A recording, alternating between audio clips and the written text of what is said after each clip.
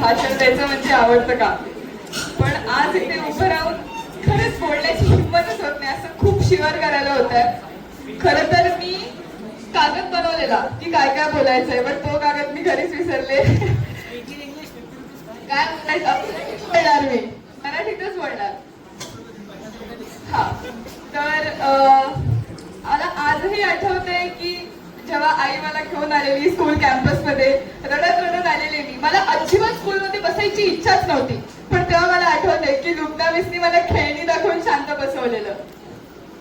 तो दिवस लाईफ मधला सगळ्यात बेस्ट दिवस होता, जेव्हा मला अजिबात इच्छा नव्हती पण तरीही खेळणी बघून मी बसले होते. आता ऍक्च्युली म्हणजे मी सिक्वेन्स ठेवलाय टीचर्सचा, त्यानुसार मी बोलेन. आणि त्यानंतर फोर्थ स्टँडर्ड मध्ये गेलो आम्ही. तेव्हा म्हणजे अभ्यास करावा असं कधी वाटलंच नाही आजपर्यंत, कधीच नाही वाटलं.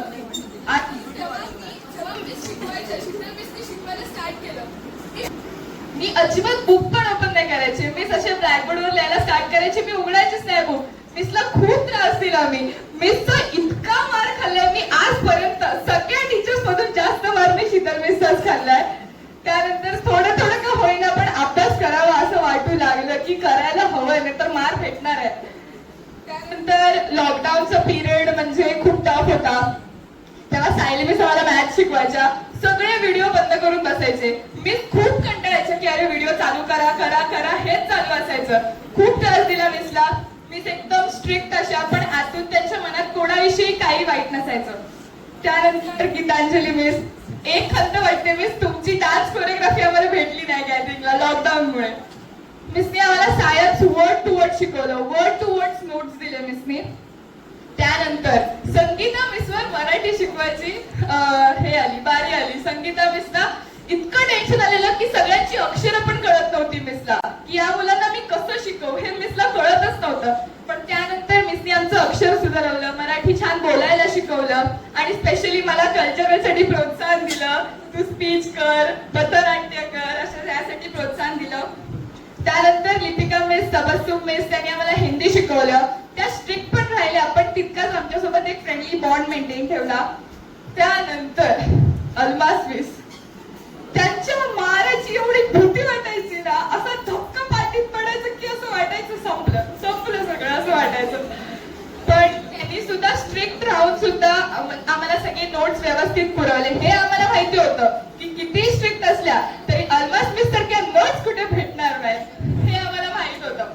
पण नंतर त्यांनी आम्हाला समजून घेतलं, आम्ही त्यांना समजून घेतलं. मग तो बॉन्ड वाढला आणि मनातली भीती कुठेतरी कमी व्हायला लागली. त्यानंतर मी नारळाचं उदाहरण देत सोनाली मिसला, बाहेरून अगदी स्ट्रिक्ट कडक वाटणाऱ्या पण आतून अगदी नारळाच्या पाण्यासारख्या गोड असणाऱ्या. त्यांनी आम्हाला केमिस्ट्री एकदम बाय हार्ट शिकवलंय. इव्हन तो जॉग्राफीचा नेहमी म्हणतात हा माझा सब्जेक्ट नाहीये, पण त्या इतकं छान शिकवतात की प्रत्येक मुलाला ते कळतं. त्यानंतर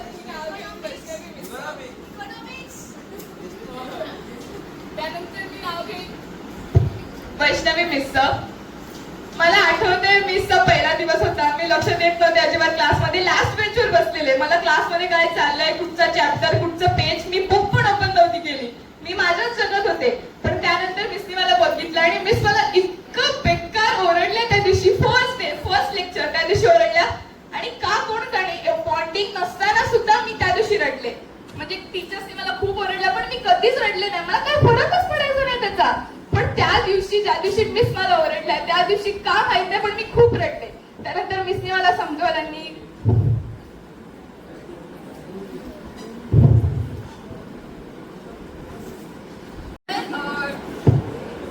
मोस्ट ऑफ टीचर्स आणि बाकीच्या स्टुडंट्सनी पण असं घोषितच केलेलं, class 9 is the worst class ever. आमच्या क्लासमध्ये कुठल्या टीचरला यावंच वाटायचं नाही, नको नको क्लास 9 नको नको, सबस्टिट्यूशन नको. पण त्यानंतर वैष्णवी मिसने ठरवलं की नाही, ही माझी मुलं आहेत, मी त्यांना आपलंसं करून मी त्यांना वळणार. आणि ही लाईन फेमस झाली. विषय आहे काय, ती माझी मुलं आहेत, ही लाईन फेमसच झाली. त्यानंतर क्लास 10th मध्ये जायचं म्हणजे असं म्हणतात ना की मुलगी माहेरावरून सासरला निघाली, तसंच झालेलं. कारण क्लास टीचर आमच्या नाझिया मिस होणार होत्या. म्हणजे मुलगी माहेरावरून निघाली सासरला. आम्हाला जाम नाझिया मिस कसं म्हणजे आम्ही कसं त्यांच्या म्हणजे त्या स्ट्रिक्ट असतील फ्रेंडली असतील आम्हाला एवढी 9th मध्ये त्या शिकवायची आम्हाला खूप छान पण ऍज अ क्लास टीचर त्या कशा असतील ह्याची आम्हाला काहीच आयडिया नव्हती पण नाझिया मिसनी सुद्धा सासूरवास केला नाही आमच्यासोबत फ्रेंडली राहिल्या प्रत्येकाला समजून घेतलं कोणाचे स्ट्रॉंग पॉइंट्स वीक पॉइंट्स हे त्यांनी जाणून घेतले एकदा दोनदा झाले बरेच जण फेल पण मिसनी कधीही असं हेल्पलेस म्हणजे फील न करता मिसनी बाय हार्ट शिकवलंय की नाही मी शिकवणार मुलांना एंड पर्यंत मी मॅथ शिकवणार आणि त्यांना आलंच पाहिजे त्यानंतर गौरव सर अगदी खरं साहिल म्हटलं त्याप्रमाणे दिवसभर शिकवू शकतात म्हणजे आमचा drawing lecture PT lecture substitution आम्ही म्हणायचो सकाळी हाय आम्ही ऍबसेंट आहे सबस्टिट्यूशन भेटणार आज ऑफ लेक्चर भेटणार गोंधळ घालूया त्यानंतर गौरव सर मॉर्निंग स्टुडंट आले की क्लास मधले सगळे शांत कोणाला झोप आलेली असायची कोणाला पीटीला जायचं असायचं कोणाला ड्रॉइंगचा ऑफ लेक्चर हवा असायचा पण सर नाही स्टुडंट्स तुम्हाला सायन्सची बुक काढून मी फिजिक्स शिकवायला सुरू करताय कोणाला ग्राउंडवर द्यायचं त्यांनी ग्राउंडवर जा असं बोलायचे सगळे ताट बारेने असे सरांकडे बघायचे जणू सरांनी विडाच उचलला होता की नाही ह्या मुलांना मी शेवटच्या दिवशीपर्यंत फिजिक्स त्यांना फिजिक्स शिकवत राहणारच मी आणि आता सुद्धा आमचे पेपर चालू होते तेव्हा सर म्हणाले नाही तुम्ही थांबायचं पेपर नंतर पण मी शिकवणार तुम्हाला किती वाजले तरी चालतील आणि त्यानंतर निखिल म्हणजे आम्हाला ड्रॉइंग बद्दल इतकं काहीच माहित नव्हतं हा ड्रॉइंग लेक्चर आहे आलं कलर केलं काहीतरी रेखाटलं पेजवर म्हणजे झालं असं वाटायचं पण निखिल सरांनी आर्ट म्हणजे काय हे आम्हाला सांगितलं त्याचा सिरियसनेस दिला एलिमेंटरी इंटरमिजिएट सारख्या एक्झाम्सला आम्ही बसत होतो आधी पण त्याचा एवढा काही सिरियसनेस नव्हता एवढीच मजा वाटायची की दुसऱ्या शाळेत जायचंय तिकडे काहीतरी एक्झाम द्यायची म्हटलं मज्जा पण ते नेमकं आर्ट काय आहे एलिमेंटरी इंटरमिजिएट काय आहे ते सरांनी आम्हाला दाखवून प्रत्येकाकडून ए आणि बी ही ग्रेड त्यांनी घेतली त्यांनी खूप मेहनत घेतली आमच्यावर इव्हन रोमीला मिस क्लासमध्ये यायच्या काही कॉम्प्युटरच्या नोट्स द्यायच्या सगळ्या म्हणायचे यार नको नोट्स नको आम्हाला लॅबमध्ये जायचंय हेच चालू असायचं पण आम्ही त्या नोट्स घेतल्या मिसनी सुद्धा आम्हाला कोऑपरेट केलं मिसनी सुद्धा आम्हाला समजून घेतलं त्यानंतर सेजल मिस काव्या मिस हे सगळे आमच्या क्लासवर सबस्टिट्यूशन यायचे त्यांनी सुद्धा आम्हाला समजून घेतलं ना असं स्ट्रिक्टली बिहेव नाही केलं की सगळे मुलं कशी आहेत ठीक आहे राहू दे मुलं आहेत चालू दे असं करून फ्रेंडली राहिले आमच्यासोबत त्यानंतर आता दादा मावशींनी अगदी मी लहानपणापासून त्यांना बघितलंय की ग्राउंडवर कोणाला चक्कर आली कोणाला बरं नसेल तर त्यांना आपलं असं उचलून घेऊन जायचे प्रत्येकाला पाणी पाजलंय बरं वाटेपर्यंत त्याच्या बाजूला बसलेत आणि त्यानंतर बरं वाटल्यानंतर हात धरून क्लासमध्ये सोडताय अगदी लहानपणापासून आतापर्यंत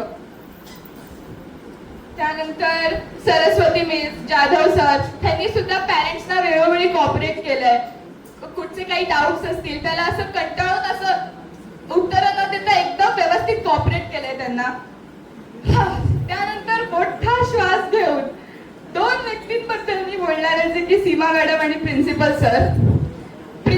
सर जेव्हा स्कूलमध्ये सरांचा पहिला दिवस होता तेव्हा एकदम असे सुटामुटात आलेले सगळे वरांड्यातून सगळे वाकून बघत होते की सर स्ट्रिक्ट असणार सुटामुटातला वेश बघूनच आम्ही सगळे घाबरलो होतो की नक्की काय असेल पण त्यानंतर सरांनी एक फ्रेंडली नेचर आणि एक स्ट्रिक्ट नेचर हे सुद्धा बरोबर ठेवलं त्यामुळे कुठच्याही मुलाला काही प्रॉब्लेम सांगावं असं वाटला तरी निसंकोचपणे जाऊन तो केबिन मध्ये सांगू शकत होता आणि त्याचं बेस्ट उदाहरण मी आहे प्रॉब्लेम नाही तर कल्चरलची परमिशन करायला मी दरवेळी गेले